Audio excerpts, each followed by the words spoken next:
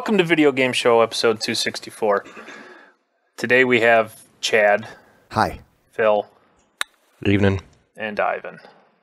And Chad is apparently playing board games at some geek store in New Mexico. No, we're playing at someone's house. We're playing a 6-hour board game in someone's house. A 6-hour board game. Is that like, It's called Twilight Imperium. It's called The Never Ending Story, the board game. You see what I did there? Never Ending Story. So is it worth playing 6 hours? I knew after like 3 hours I got kind of fed up with Battlestar Galactica, even though it was fairly decent. It's kind of worth it. Depends if you're into long games or not. Well, what's the gist of this particular board game? It's like a 4X space game where you're trying to explore, exterminate, etc. to all your neighboring and empires and build up your own empire. And how are you currently doing in this match? Are you winning or are you getting owned? I don't know. You don't know. Chad's not supposed to be talking. He's supposed to be in the background this episode.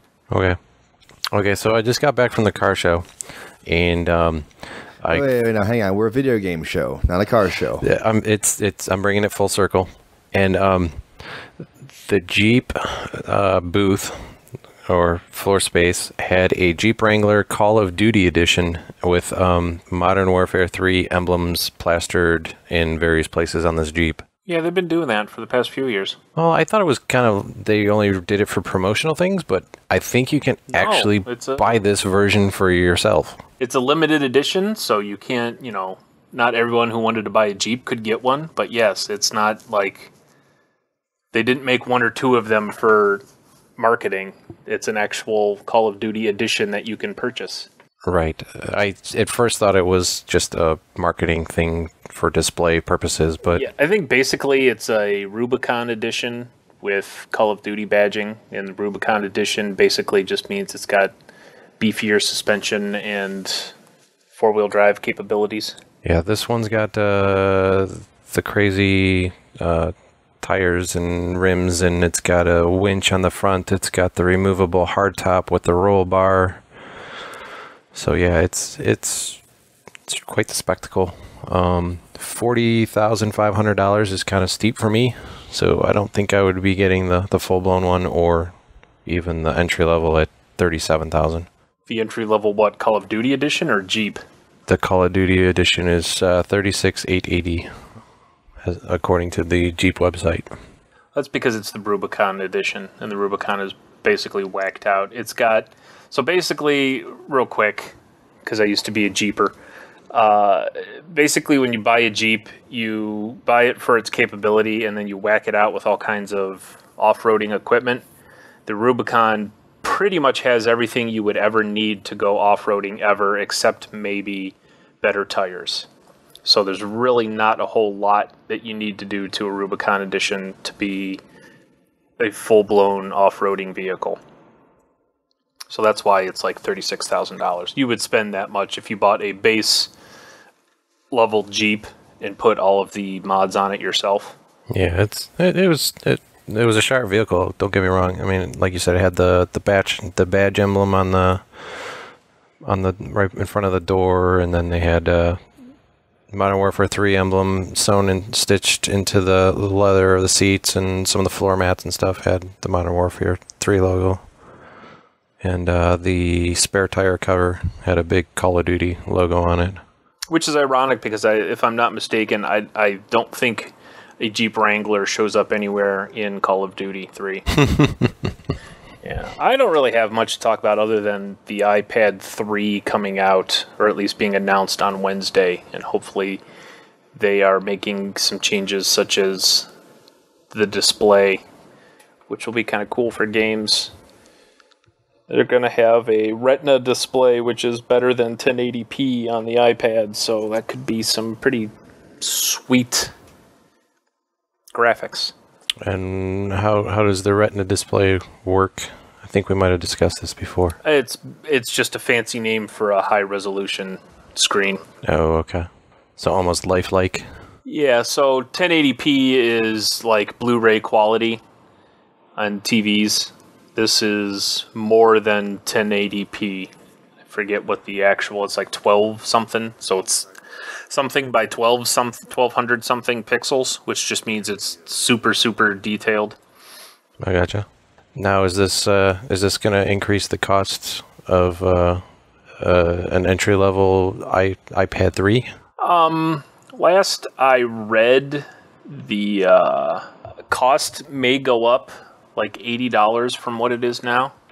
But that's apparently the only. So it'll basically be the same price as it is now.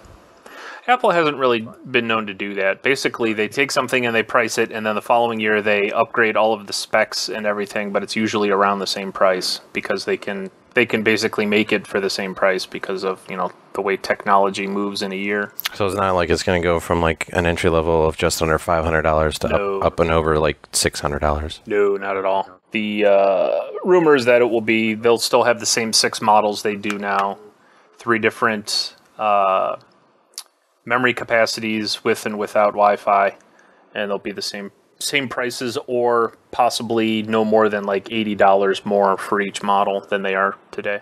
But they've been having some pictures and stuff online with some potential, like if these rumors are true, here's what this game looks like now, and here's what it would look like with the resolution that they're suspecting they'll have.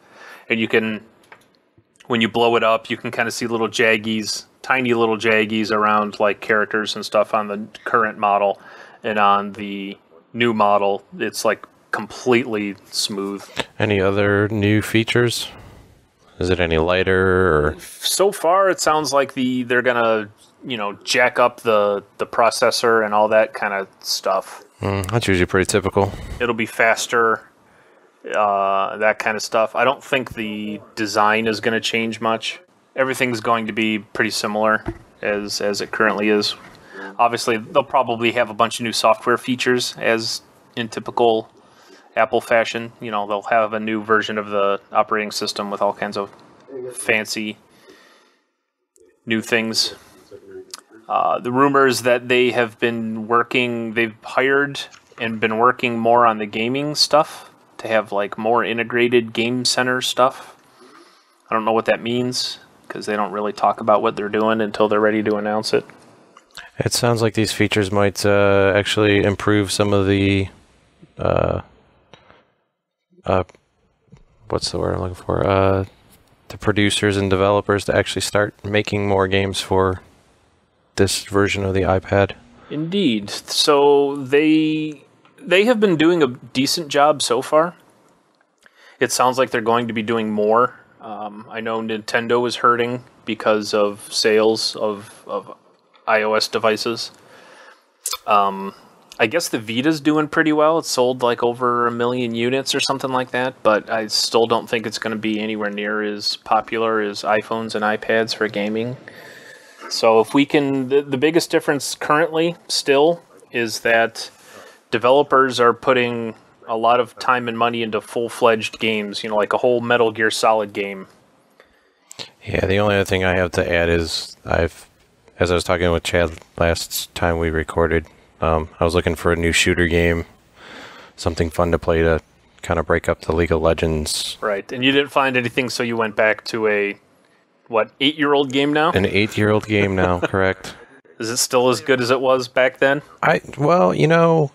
It's pretty similar. I mean, it really hasn't changed much, except for, everybody's hardware in their PCs is much better than it used to be back 8 years ago. So, I mean, even my 3-4-year-old PC running everything on high settings looked really good and still ran really smooth. And I mean, it's still the same Twitch shooter as it used to be, but I really only got to play for about an hour since I was in Tennessee all this week and didn't really have too much time the last couple of days to play. Been running around, but yeah, I'll probably play that a little more during the week. I mean, the death matches only take maybe about 10 minutes, so it's a good kind of casual game to just jump around and shoot things. And when you say that you're playing, are you playing against bots, or are you playing like against random online people? Actually, surprisingly, there's still a number of servers out there with actual human people playing. Still has the 6 or 8 different game modes that you can play, so I mean, you could still do a search. There's still people playing, huh? Yep, there's still a lot of people playing, actually. I was just doing searches for standard servers without mods and mutators, and there's still probably a couple hundred people still playing on various servers. So yeah, it's still a decent game. Like if you just want to get into a quick deathmatch type of game, kind of twitchy, jumping around. As long as that doesn't bother you, it's pretty good, pretty fun for a waste of 10 to 15 minutes, and then do whatever you need to do in the evening.